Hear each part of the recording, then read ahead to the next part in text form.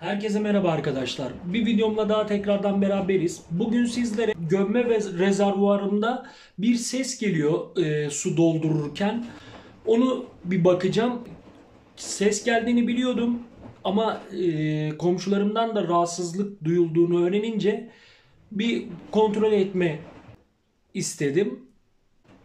Hadi bakalım gelin görelim nasıl yapılacak, ne yapabiliriz, neler yapabiliriz bunlardan bahsedeceğim. İlk öncelikle tabii ki şu görme rezervuarımızın dış kabını bir çıkarmamız gerekiyor arkadaşlar. Onun için de şöyle hafiften yukarıya doğru kaldırıyorsunuz ve kendinize doğru çekiyorsunuz. Bu şekilde sonra aşağıya doğru bırakıp çıkartıyorsunuz. Fazla bir şeyle uğraşmanıza gerek kalmıyor. Tabii uzun süredir de kullanıldığı için gördüğünüz gibi yaklaşık 10 seneyi aşkındır kullanılıyor. O yüzden biraz deformeler mevcut. Ben bunları komple bir sileceğim birazdan. Şimdi birinci parçayı çıkaralım, kenara koyalım. Ondan sonra şurada gördüğünüz gibi bu dış çerçeveyi de çıkarmamız gerekiyor. Dış çerçeveyi de çıkarmamız için şunları bu şekilde, hani bir vidayı sıkar gibi, bir vidayı açar gibi bu şekilde çıkartıyoruz. Tabi klozetimizi de kapatalım ki düşen parçalar içine düşmesin. Düşerken yakaladığım parça bu arkadaşlar. Şimdi burayı güzelce bunu açıyorum. En azından bu sesi engelleyelim ki biz de rahatsız olmayalım, komşularımız da rahatsız olmasın. Sonra ardından şu parçayı çıkartıyoruz. Bunun da tabi gördüğünüz gibi şuralarda biraz pislenmiş. Bunları da temizleyeceğiz. Birazdan ben onları temizliğine başlayacağım. Ondan sonra da şu gördüğünüz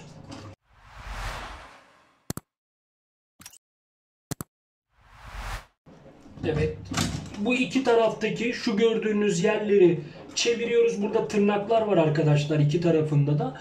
Onları bu şekilde çıkartıp böyle bunu da bir kenara alıyoruz. Gördüğünüz gibi herhangi bir sıkıntı yok. Zaten büyük bir ihtimalle bir contasında, genelde şuradaki contasında bir problem oluyor bunun. Hani ona da bakacağız şimdi. Bunu da kenara koyuyorum. Birazdan bunu da temizleyeceğim. İlk önce bir bakalım bu sonuna kadar açık mı?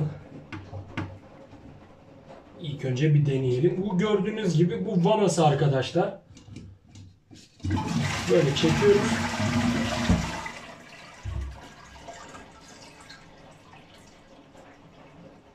Aslında çok basit bir sistem. Şu an komple kapamıştık. Tekrar komple açıyorum.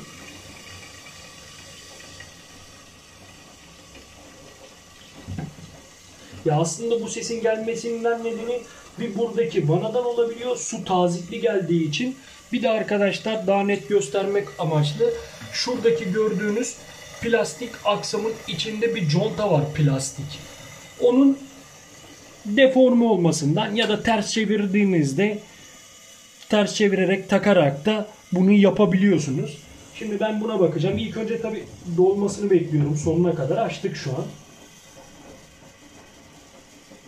Şu an pisuarımız su dolduruyor.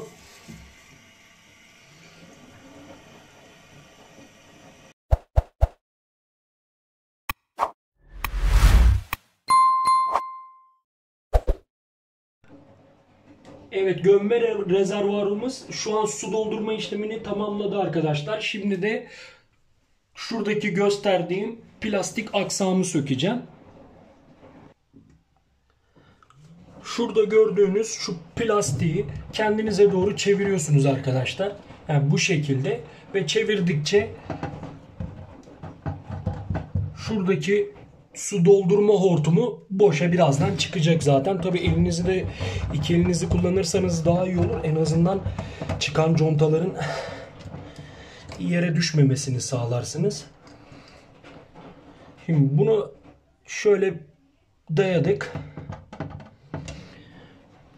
Yani şunun içindeki contaya ulaşmaya çalışıyoruz. Şu gördüğünüz oradaki contalar zamanla kullandıkça deforme oluyor. Onu bir kontrol edeceğiz ve şunu biraz daha şöyle çekebilirsem eğer sizin daha net gösterebilirim. Şurada gördüğünüz gibi bir gri bir parça var. Plastik parça arkadaşlar. Onu da çıkarabilmeniz için şu şekilde havaya kaldırıyorsunuz. Ve gördüğünüz gibi direkt elinize geliyor. Evet, gördüğünüz gibi bu bayağı kirlenmiş. Şimdi ben bunu güzelce etrafını, her yerini temizleyeceğim. Ama ilk önce tabii şu plastik aksamını bir sökmek istiyorum ki şunun içindeki contaya ulaşabilelim. Çünkü ses bu contadan geliyor arkadaşlar. Yani milyonlar harcayıp, bir dünya para harcayıp bunu gidip değiştirmenize gerek yok. Temizlemenizle düzelecektir. Birazdan da göreceksiniz zaten.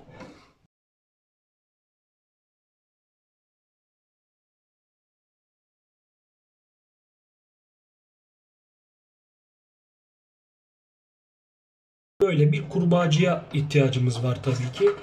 İlk önce şunu güzelce bir gevşetiyorum. Ve buradan bu şekilde gördüğünüz gibi çevirerek çıkartabiliyorsunuz. Kendinize doğru çevirdiğinizde açılır. Gömme rezervine doğru çevirdiğinizde de kapanır arkadaşlar. Bunun çalışma sistemi bu şekildedir. Şimdi bunu da tabii ki yapacağız. Bunu da buradan çıkarıyoruz ki bu da buraya takma aparatıydı bu arkadaşlar. Şuraya takarak bu haznenin yukarıda durmasını sağlıyordu. Şimdi bunu da kenara koyuyoruz. Bunu da birazdan temizleyeceğim ben kendim. Sonra da şu gördüğünüz şeyi bu şekilde çeviriyoruz arkadaşlar. Ya zaten çevirmeseniz de çevirseniz de orası gelecek. Ama ben yine de çevirmek istedim ki şuradaki şeye ulaşabileyim. Gördüğünüz gibi arkadaşlar şuradaki contanın ters çevirerek de takabilirsiniz. Elinizde yenisi varsa da onu da yenisiyle değiştirebilirsiniz arkadaşlar. Şimdi ben bir temizleyeyim. Ne yapabiliriz? Yenisi var mı bende? Bir kontrol edeceğim. Ters mi çevirip yapacağız? Bir göstereceğim size. Yeter ki önemli olan sesin kesilmesi. Komşularımızın rahatsız olmaması arkadaşlar. Onun için çaba göstereceğiz. Siz değerli izleyicilerime şunu da göstermek istedim arkadaşlar. Şimdi ben buraları temizledim. Gayet güzel temiz oldu gördüğünüz gibi. Şu gördüğünüz contayı çıkarmanız gerekiyor. Bu her yerde görülen bir şey değil. Onun için de arkadaşlar şurada bir tornavida yardımıyla bakın şurada farklı bir şey var. Böyle ittiğiniz zaman direkt zaten gördüğünüz gibi burası boşaldı. Yere düştü.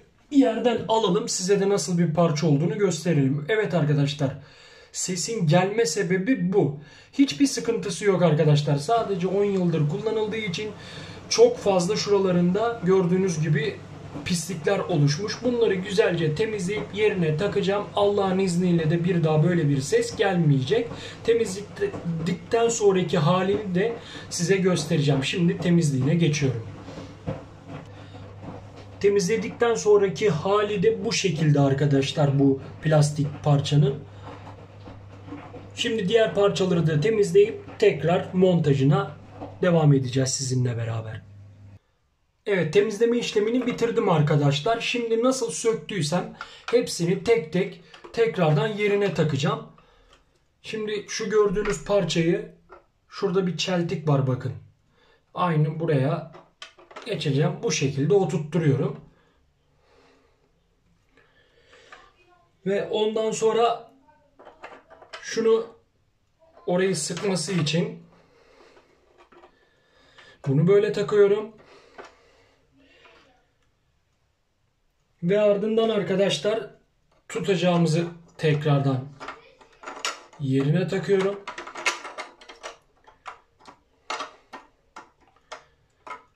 Ve ardından tutması için şu büyük plastik contayı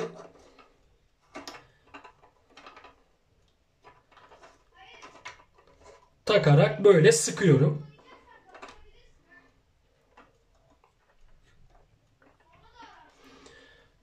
Evet, haznemiz, su doldurma haznemiz bu şekilde hazır. Şimdi tekrardan çıkardığımız gibi yerine takacağım. İlk öncelikle böyle arka tarafını takıyoruz arkadaşlar. Ve ardından çıkarırken nasıl yaptıysak buraya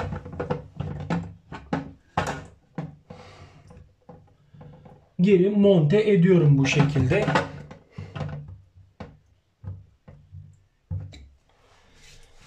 Ve ardından çıkardığımız şu su hortumunu yerine takacağız. Bunu da güzelce ters çevirelim. Bunda da herhangi bir sıkıntı yok. Dediğim gibi daha çok kullanılmaktan deforme olabiliyorlar. Onda da bir problem olmuyor ses çıkarmadığı sürece. Evet. Lastiğimizi bu şekilde ters çıkarıp yerine taktık. Şimdi de nasıl çıkardıysak öyle yerine monte edeceğiz arkadaşlar. Ya, monte işlemi biraz zor olabiliyor. Çünkü elimiz zor giriyor gerçekten.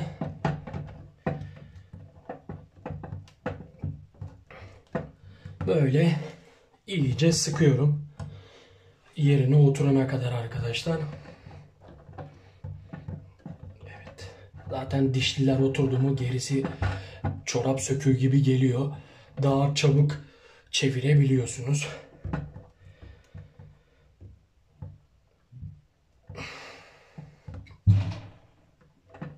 Evet, bu şekilde. Şimdi burada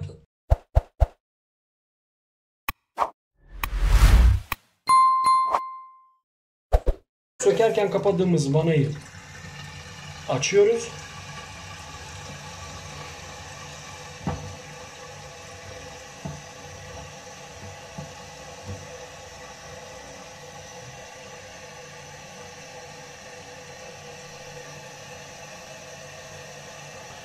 Şimdi göreceğiz arkadaşlar. Şu an gördüğünüz gibi ses gitmiş gözüküyor. Şu an dolmasını bekliyorum pisuvarın. Pisuvar doldurduktan sonra işlemimiz tamamlanmış olacak. Allah'ın izniyle. Haznemiz dolum işlemini şu an tamamladı. Bakalım neler olacak. Şu an bunu çektiğim zaman arkadaşlar aşağıya suyu boşaltıyor. Şimdi doldururken ses çıkarmaması gerekiyor. Evet, gördüğünüz gibi doldururken ses çıkarmıyor arkadaşlar.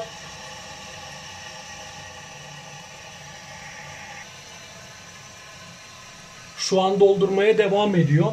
Bazen diyorlar ki siz mi yapıyorsunuz bu videoları diye. Biraz da yüzümü göstermek istedim arkadaşlar. Evet, bu videoları ben yapıyorum gördüğünüz gibi.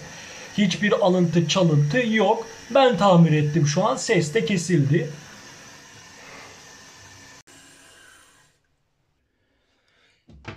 Sesi giderdikten sonra arkadaşlar şimdi de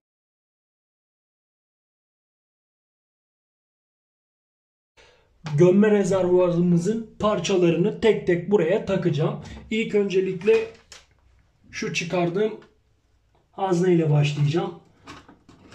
Şöyle bir plastik aksam bu. Şuralarında net otursun diye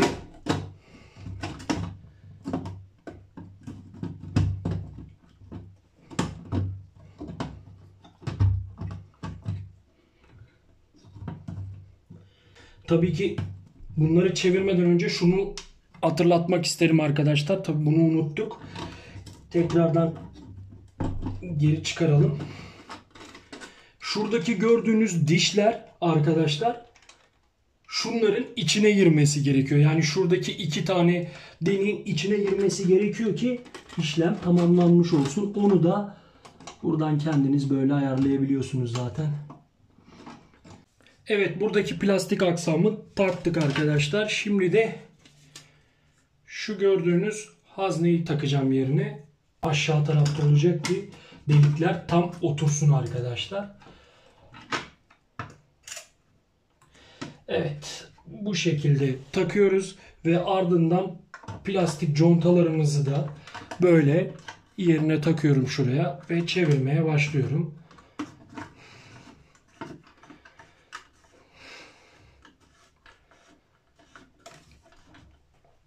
İyice sağlam yapın ki arkadaşlar basarken sıkıntı olmasın.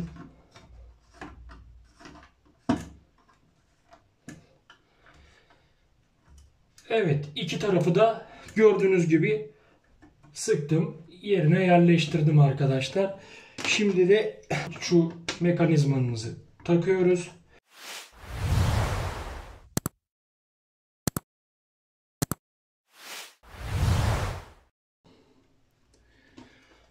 İlk önce bu şekilde alta doğru dayıyoruz ve ardından böyle yukarıya doğru ittiriyoruz arkadaşlar. Gördüğünüz gibi şu an gömme rezervuarımız 10 numara oldu. Şimdi de bakın bakalım ses çıkacak mı? Hep beraber dinleyelim.